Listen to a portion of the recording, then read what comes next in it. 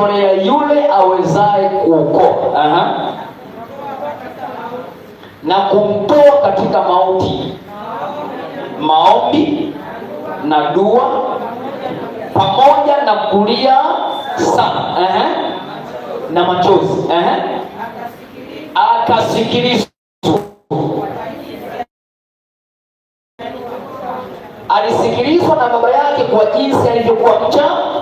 Hakusikilizwa kwa sababu ni mtoto wake. Hakusikilizwa kwa sababu aliomba sana, alifunga sana, alilia sana. Kigezo ilikuwa ni kwa sababu ni mcha Mungu. Maana yake ilikuwa na hofu ya Mungu. Hofu, kumcha ni kicho, ile hofu ya Mungu. Ukikosa hofu ya Mungu, utafunga sana, utalia sana, utaomba sana, Mungu hawezi kusikia. Tulichomisi ni uchaji wa nani? Wa Mungu. Hatuna hofu. Kilichomfanya Mungu amkubali Ibrahim, akasema sasa ninajua kwamba wewe wamcha Mungu. Fikiri tangu ana miaka 75 mpaka sasa huyu mtoto wake anaenda kumtoa, wanasema alikuwa na miaka 12. Kwa hiyo miaka 75 kwa 100 unapata 25, sio? Jumlisha 12, kazi ngapi? 37. Bado Mungu alikuwa hajaprove Ibrahim kwamba namcha. Kitendo cha kumtoa Isaka ndipo Mungu sasa anaidefine kwamba sasa Ibrahim, ninajua kwamba unamcha Mungu.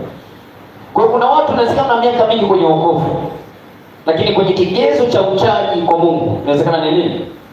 Ni sifuri. Miaka 37 Ibrahim anatembea na Mungu, lakini bado Mungu alikuwa hajihakikisha, hajaamini kwamba jamaa kama ananicha. Bwana asifiwe. Alipomwambia mtoe Isaka na ndugu akawa tayari kumtoa, maana yake alikuwa yuko tayari kummaliza mwanae, kumpoteza kabisa. Kwa tendo lile Mungu akajua sasa huyu ana hofu na nani? Ana hofu na mimi. Kwa nikimwambia chochote yuko tayari kufanya kwa sababu anaogopa.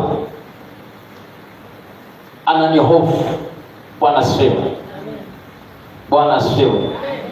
Kuna wengi tumeokoka, lakini inawezekana kwenye uchaji bado.